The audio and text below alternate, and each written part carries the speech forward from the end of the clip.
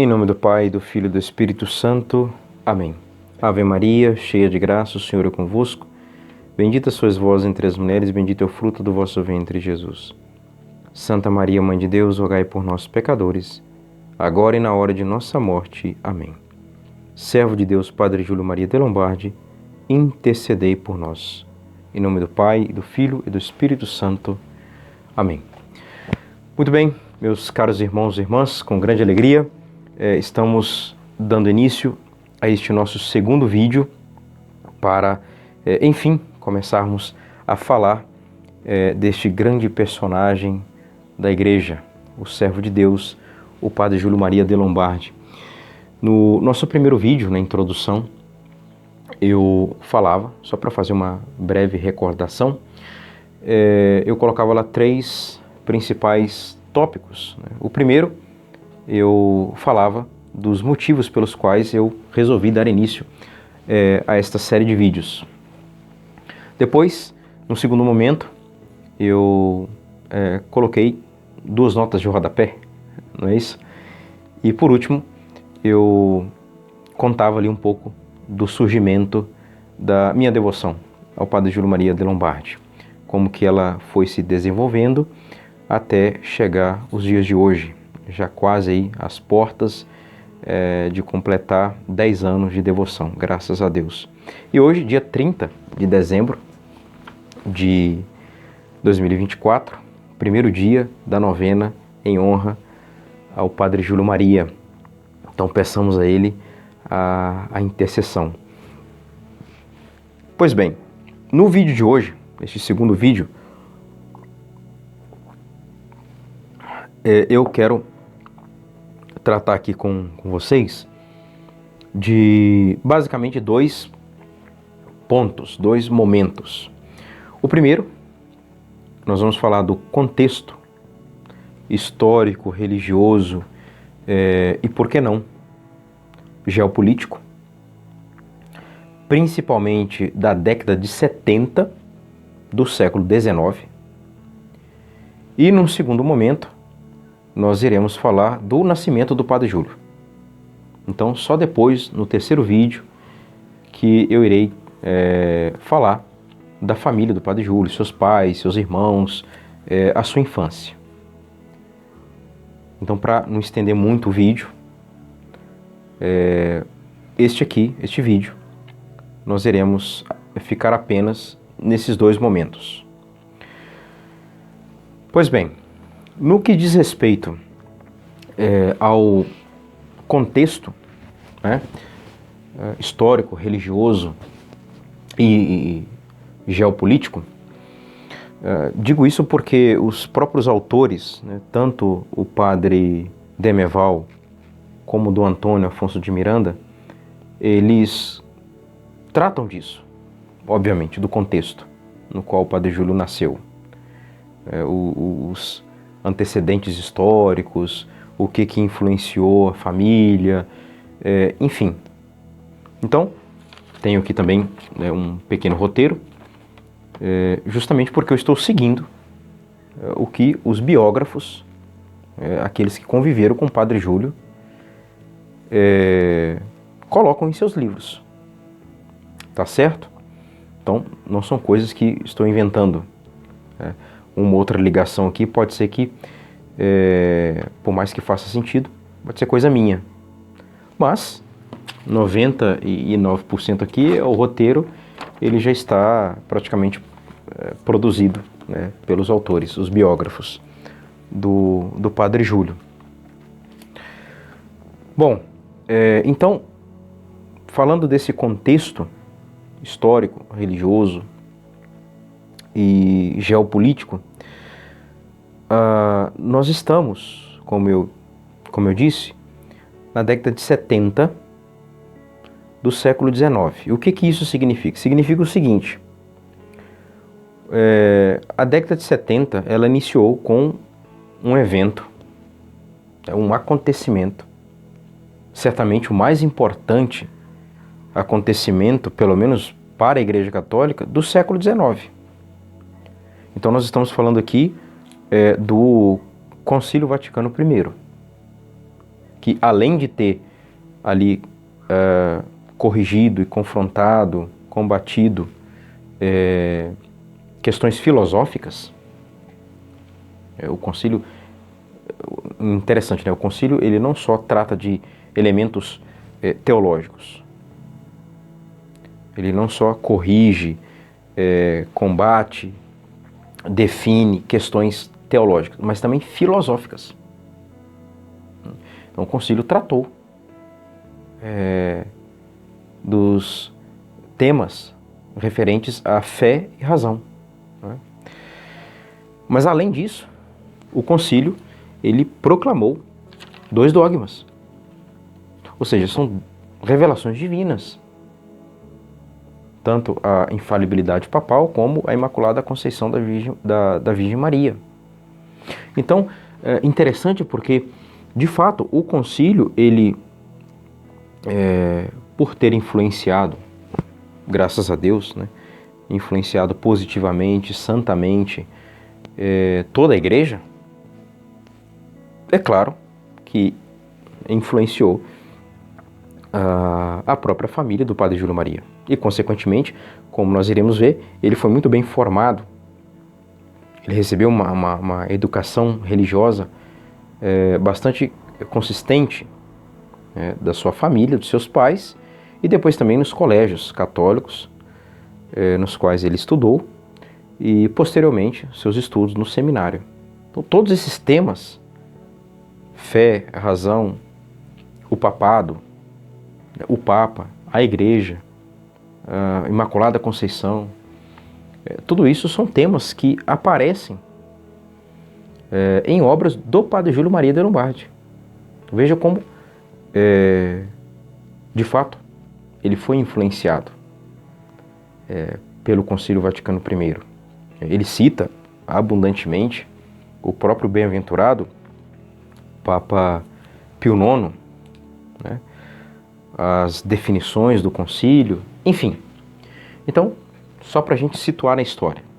O concílio, ele teve início no final do ano em dezembro, melhor dizendo, né? No dia 8 de dezembro, dia da Imaculada, de 1869, e ele termina, se não me falha a memória, em outubro de 1870. O concílio não teve, termina entre aspas, porque ele não teve algo único na história dos concílios, né? Ele não teve uma sessão de encerramento solene, uma celebração solene para o seu encerramento. Isso porque a Itália estava debaixo de um conflito sociopolítico. O que acontece? A Europa já vinha sofrendo muito com a influência de várias ideias erradas, ideias filosóficas, ideias políticas, né? Por exemplo, poderíamos aqui elencar o nacionalismo, o liberalismo, né? O próprio socialismo. E no campo mais religioso, o galicanismo, que teve início, já é mais antigo. O galicanismo é do século XVII. Ele surge ali na França. E o galicanismo, ele pregava o quê? Ele pregava a independência, a autonomia das igrejas locais. Igrejas locais aqui, as dioceses. E isso tem como que um espírito meio que protestante. Não tem necessariamente aqui este vínculo, essa submissão à cabeça da igreja, Roma, o Papa. Então, o Papa declarar infalivelmente a infalibilidade papal como dizem alguns autores, e dizem assim, muito acertadamente, né, é um ato contra-revolucionário. É claro, porque se estão propondo uma revolução contra a igreja, né, a autonomia das igrejas, a autonomia de Roma, então, declarar uma constituição dogmática, chegar e declarar que o Papa, em matéria de fé e moral, é infalível, é um ato de certa forma, um ato contra-revolucionário. Então, as monarquias elas estavam caindo. Nós tínhamos ainda naquela época a monarquia aqui brasileira, na Inglaterra, mas os estados, as nações estavam perdendo, né, as suas monarquias, se tornando repúblicas, e isso tudo através desses movimentos revolucionários. Imagina, a própria França, né, sofreu com a Revolução Francesa, em 1789, então o século XIX iniciou com essas influências filosóficas, políticas, sociais, culturais. Isso tudo foi influenciando até mesmo a Igreja. Até chegar o ano de 1870, onde o Papa define a infalibilidade papal. Então, as monarquias caindo, a Itália também começou a sofrer isso, né? Joseph Garibaldi, por exemplo, ali também do século XIX, que influenciou bastante no sentido intelectual, a queda, né, da monarquia em todo o território italiano, porque a ideia era qual? A ideia era unificar todos os estados italianos. A própria igreja tinha seus estados pontifícios, que tinha como comando Roma. E depois Roma, a casa do Papa, vamos dizer assim, né, será reduzido, né, o território do Papa será reduzido àquilo que hoje nós conhecemos como Vaticano. Então é essa luta política de unificação dos estados. Enfim, isso tudo prejudicou muito, obviamente prejudicou demais a igreja, e por conta desses conflitos geopolíticos, a igreja não conseguiu realizar uma cerimônia solene para encerrar o Concílio Vaticano I. Mas o concílio conseguiu definir esses dois dogmas. E onde que esses temas aparecem nas obras do Padre Júlio Maria de Lombardi, né? Por exemplo, permitam-me ler aqui para vocês. Aqui eu tenho Denzing Heinemann, Compêndio dos Símbolos, Definições e Declarações de Fé e Moral. Então tem a Constituição Dogmática, aqui 24 de abril de 1870, Constituição Dogmática Dei Filius sobre a fé católica. Está falando sobre a fé. Contudo, no capítulo 4, ele vai dizer assim: o constante sentir da Igreja Católica tem também sustentado e sustenta que há duas ordens de conhecimento distintas não só pelo princípio, mas também pelo objeto. Pelo princípio, visto que numa conhecemos pela razão natural e na outra pela fé divina, e pelo objeto, porque, além daquilo que a razão natural pode atingir, são propostos para crermos mistérios escondidos em Deus, que não podem conhecer sem a divina revelação. Então, é a fé que ilumina a razão. Então, o próprio Dom Antônio, na página aqui 40, ele vai falar que o Padre Júlio Maria, depois ele vai combater justamente aquilo que o Concílio Vaticano I estava combatendo, que é o ceticismo. Era o século do ceticismo. Então, nem o ceticismo, nem o fideísmo, uma fé cega, nem o racionalismo, a razão, a Deus a razão. Não, a virtude está no meio. Então, fé e razão. E olha o que o Dom Antônio diz. Ele diz assim: sobretudo, o fato de ter ele nascido ao findar do orgulhoso século do ceticismo, no dia imediato à Epifania do Senhor, Interessante, de imediato, porque o Padre Júlio nasceu 8 anos depois do concílio, em 1878, no dia 7 de janeiro.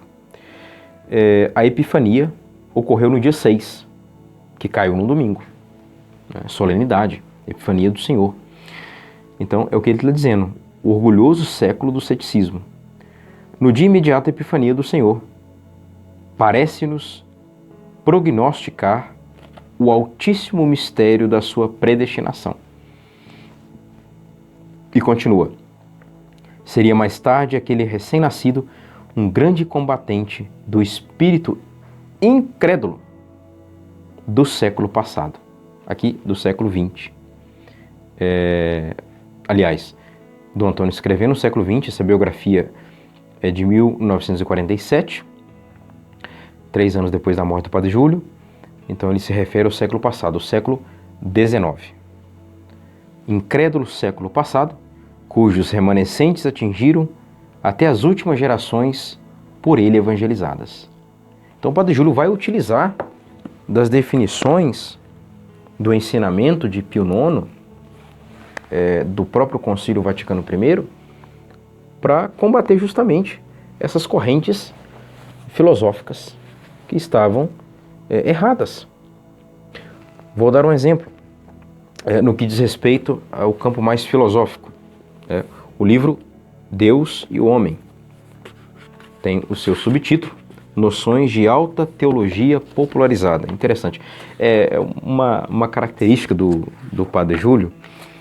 Ele conseguia pegar a alta teologia, ou seja, conceitos profundos, elevadíssimos, e expor para o povo de uma forma simples, de uma forma vulgata, vulgar, não no sentido pejorativo, assim como nós temos a tradução da Bíblia de São Jerônimo, né? A tradução vulgata, vulgar, ou seja, para os leigos, de modo popular. Então, aqui seria uma teologia vulgata. E o próprio Padre Júlio Maria, aliás, primeiro o Monsenhor Aristides, né? Aqui, quando escreveu a aprovação, ele diz: é admirável como Vossa Reverendíssima tem sabido popularizar as mais altas noções de teologia sem tirar-lhes o caráter altamente científico. Depois o próprio Padre Júlio Maria ele vai dizer, né? São noções de alta teologia, porém de tal modo popularizadas, com comparações, analogias, explicações que, sem perder a altura científica que lhes é própria, podem ser compreendidas por qualquer leitor, de boa vontade, desejoso de penetrar o âmago das grandes questões teológicas. Então, fica aí, aqui, para vocês, essa característica, né, do Padre Júlio Maria de Lombardi. Então, nas primeiras páginas, ele começa a combater, por exemplo, o ateísmo, né? Ele vai falar dos indiferentes, são os ateus práticos. Depois ele fala dos positivistas. Veja só. E num terceiro momento ele combate os materialistas. Mas é um pouco mais para frente, aqui na página 27. Essa primeira parte, são 2 partes o livro. A primeira parte ela é voltada mais para questões filosóficas. Filosofia tomista, né? E aqui que ele vai falar da revelação e da razão, ou seja, da fé e da razão. Inclusive ele cita o próprio Papa Pio IX, aqui na página 28 desta edição que eu tenho. E ele vai dizer o seguinte: estas curtas indicações de Pio IX são necessárias para refutar de uma vez o ontologismo, o kantismo, o fideísmo, o tradicionalismo e o modernismo. E aí na página seguinte, na página 29, ele começa a colocar a solução, que é São Tomás de Aquino. Ele começa a falar das 5 vias, que a razão consegue chegar ao conhecimento da existência de Deus. Então, questões de fé e razão, aqui no livro Deus e o Homem. Depois, com relação aos dogmas, a infalibilidade papal, o amor que ele tinha ao Papa, ao papado, à Igreja, aqui neste livro, que eu já mencionei no primeiro vídeo, o Cristo, o Papa e a Igreja. Então, no capítulo 9, ele vai tratar justamente da infalibilidade papal, né? O que é e o que não é infalibilidade papal. Depois tem uma prova apologética, o órgão da infalibilidade, a prova evangélica, e assim ele vai discorrendo a primazia de Pedro, etc, etc. Então aqui ele trata longamente deste dogma da Igreja. Ele vai falar, não com essas palavras, mas mais ou menos assim, que de fato nós precisamos de uma instituição aqui neste mundo que tem que ser infalível. É óbvio que, por primeira, ela é divina e, portanto, consequentemente, infalível.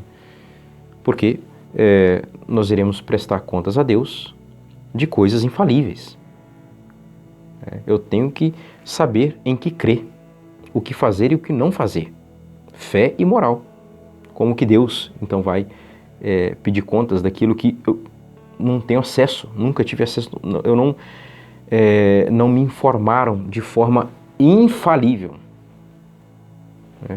E ele vai dizer que jamais houve na história humana instituição, religião que ousou a se declarar infalível. Jamais. Depois ele vai dizer também, nem Calvino, nem Lutero, nem Henrique VIII, nem o czar da Rússia tiveram a coragem de arrogar-se a infalibilidade. Enfim, vocês podem depois adquirir o livro e ler com mais calma. Então, é um pouco aí da questão histórica, no sentido religioso, também geopolítico, da década de 70 do século XIX. E, enfim, então, chegamos aqui ao ano de 1878. É o ano no qual vai nascer o padre Júlio Maria de Lombardi. Algumas figuras que eu gostaria de destacar deste ano, do ano de 1878. O próprio Papa Bem-aventurado Pio IX,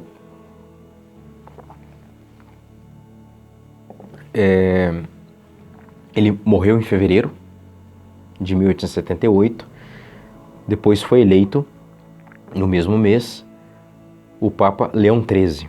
Interessante porque será o Papa Leão XIII que irá incentivar o padre João Batista Berthier a fundar uma congregação para acolher vocações tardias. E de fato ele fundou a Congregação da Sagrada Família, na qual, anos mais tarde, o padre Júlio Maria irá ingressar, se ordenar e se tornar padre, missionário da Sagrada Família. Também no ano de 1878, nasceu ninguém mais, ninguém menos do que Santa Gemma Galgani, e morreu também neste ano o bispo Dom Vital, bastante famoso, foi bispo de Olinda, aqui no Brasil, nasceu em Pernambuco, foi sagrado bispo em São Paulo, e ele é famoso porque ele escreveu a sua célebre carta pastoral, convidando os católicos ao combate, a saírem da tibieza e combater aquilo que era muito comum, naquela época, muito forte a influência da maçonaria dentro da igreja, combater também, de certa forma, o próprio protestantismo. E Dom Vital, ele morre depois na França, mas ele foi importante e, de certa forma, ele abriu o caminho, ele foi o precursor, se é que podemos dizer isso, ele foi o precursor do padre Júlio Maria de Lombardi no Nordeste. Nós iremos ver que no ano de 2000, no ano de 1927 e o início do ano de 1928, o Padre Júlio Maria, antes de vir para Minas, ele voltou a morar no Nordeste. E lá ele teve que combater não só o protestantismo, mas também o espiritismo. O próprio lema, engraçado, o próprio lema de Dom Vital diz isso.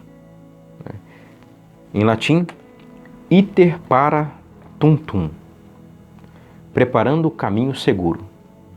Como que ele preparou mesmo o caminho, sem saber, o caminho para o Padre Júlio Maria de Lombardi.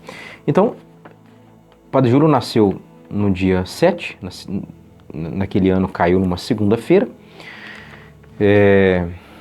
Ele é belga, nasceu na Bélgica.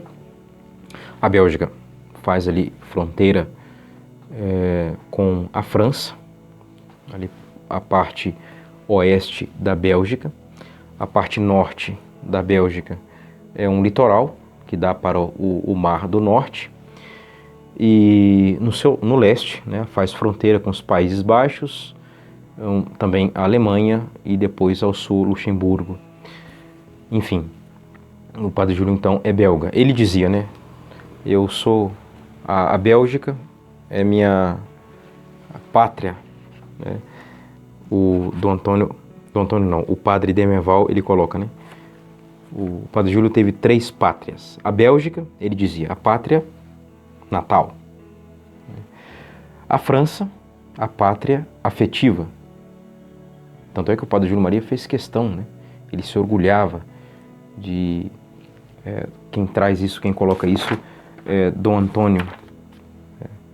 Quero ter o santo orgulho de saber bem a minha língua. Aqui o Padre Júlio se referindo ao francês. É porque existe não é uma polêmica, de que o Padre Júlio Maria foi registrado num cartório na cidade de Lille, que é bem próximo à aldeia na qual nasceu o Padre Júlio Maria, em Beveren.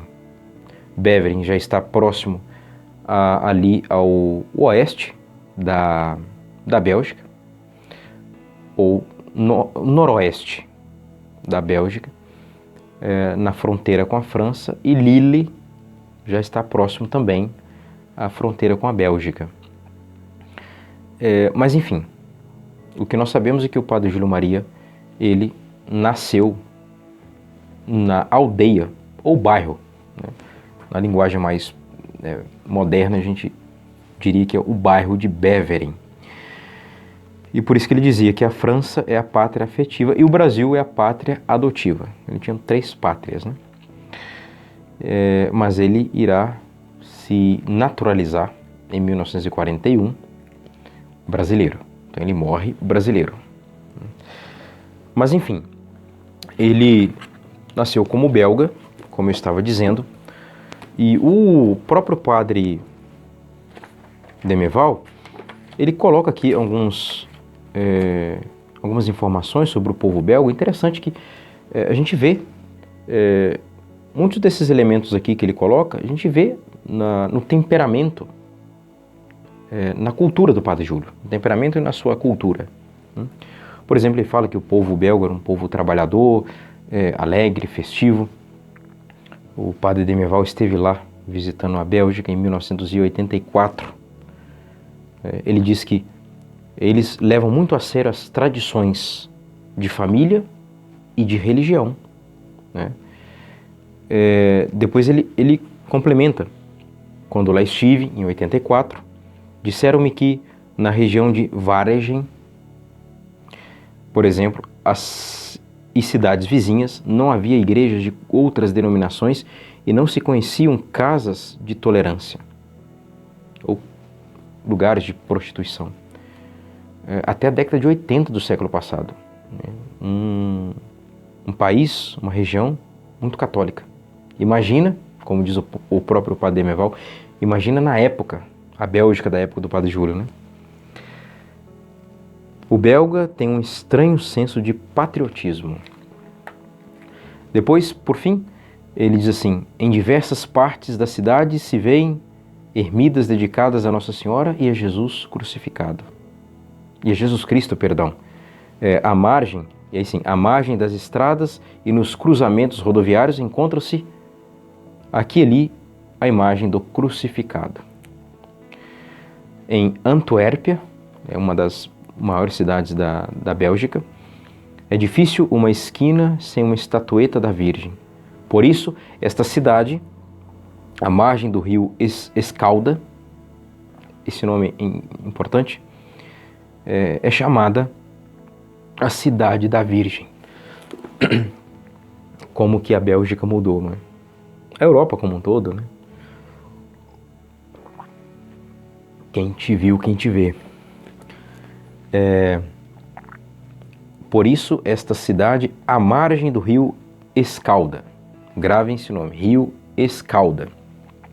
Antuérpia é uma cidade e tem também o porto de Antuérpia, no litoral norte. É o único litoral que tem a Bélgica, né? O litoral norte. Tem o porto de Antuérpia. Nós iremos falar dele quando formos aqui tratar da vinda do Padre Júlio Maria para o Brasil. É neste porto que ele irá embarcar para o Brasil. O litoral norte é banhado pelo o Mar do Norte e depois dá acesso ao Oceano Atlântico. Então, Rio Escalda. Por que eu quis aqui chamar a atenção para este nome, Rio Escalda? Porque é o seguinte, na Bélgica existem pelo menos umas 4 aldeias, 4 cidades com o nome de Beveren. Então, qual é a aldeia Beveren na qual nasceu o Padre Júlio Maria? Em Beveren, Leie, em português, Lis. Leie, Beveren, Leie, L-E-I-E. É o nome de um rio que banha esta aldeia. Este rio, ele nasce na França, ele tem 202 quilômetros. Ele nasce na França e ele deságua a sua foz, justamente neste rio, Escalda. Um rio maior, obviamente, e o rio Escalda ele deságua justamente no Mar do Norte, no litoral norte da Bélgica. Então é Beveren Leie ou Beveren Lis, o local onde a aldeia onde nasceu o Padre Júlio Maria de Lombardi. Esta aldeia, ela pertencia ou ainda pertence, aí sim, o município, a cidade de Waregem. Waregem é onde o Padre Júlio Maria vai fazer sua primeira comunhão e ser crismado. Mas falaremos isso depois. Quando o Padre Júlio completou 1 ano, seus pais mudaram para Waregem. Mas ele nasceu em Beveren. Beveren, como eu disse, Leie. De Beveren até Waregem são 5 quilômetros e 800 metros. Eu falava também daquela questão se o Padre Júlio foi registrado ou não no cartório de Lille, porque de fato é bem próximo. São 43 quilômetros de Beveren, atravessa a fronteira e chega a Lille, É ali também um pouco mais relativamente próximo a Paris. Então, temos aí a data e o local do nascimento do Padre Júlio Maria de Lombardi. Tem aqui no livro do Padre Demeval, o Padre Demeval conviveu 6 anos com o Padre Júlio Maria e Dom Antônio conviveu longos 12 anos. Então nós estamos aqui bem acompanhados. Aqui a biografia de Dom Antônio, Padre Júlio Maria, sua vida e sua missão, um missionário à feição do cura d'Ars. Esse subtítulo nós iremos ver também o porquê.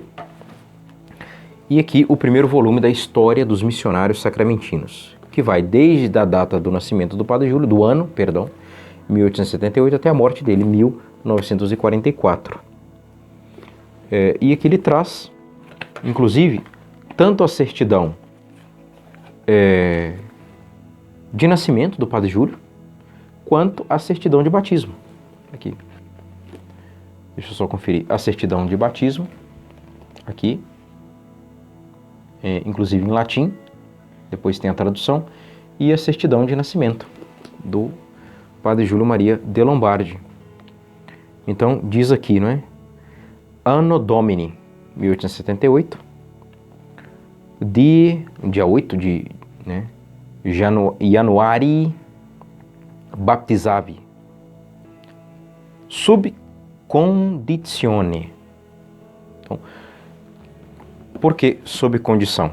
Batizou sobre condição. Iulium Emilium Albertum de Lombardi. Também nós iremos ver porque que esse Emílio Alberto, ele sumiu. O Padre Júlio retirou e ficou Padre Júlio Maria. Sob condição, por quê? O Padre Júlio nasceu em casa e quem batizou ele foi a parteira. Na própria certidão diz isso, né? A dona Adelaide batizou ele em casa. Filium legitimum Iosef, né? Seu pai, José de Lombardi, que tinha 41 anos, e dona Sidônia Rosália Stillen, que tinha 30 anos. E aqui diz, viviam juntos, domo baptizatum, domi, baptizatum, domi vem, domo, casa, batizado em casa, ob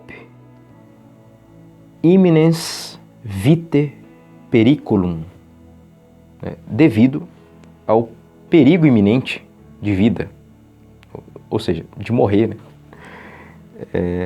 Iremos ver também que o casal de Lombardi já tinha perdido 7 filhos. 7. Só sobreviveram 2, o Júlio Emílio e o Aquiles de Lombardi. Ab Adelaide de Potter, ou Porter. Ab Adelaide, batizado sob condição, batizado, né, em perigo de morte, por Adelaide. Aí que diz que ela era obstetrice, vem de a pessoa que é obstetra, né, que acompanha a gestação, ou seja, ela era parteira. E, enfim, e aqui diz natum ere ora 2 horas da tarde, o horário que o Padre Júlio nasceu. Enfim, está aqui a certidão de batismo. Tem a certidão também de nascimento dele, está aqui na outra página traduzido. Tá certo? Muito interessante. Então, essa região, né, lá do Padre Júlio Maria, Beveren e Waregem, tinha o holandês como a língua predominante, o flamengo também, e os mais eruditos, os mais estudados, falavam também a língua francesa. Pois bem, então, vejam que é interessante, né?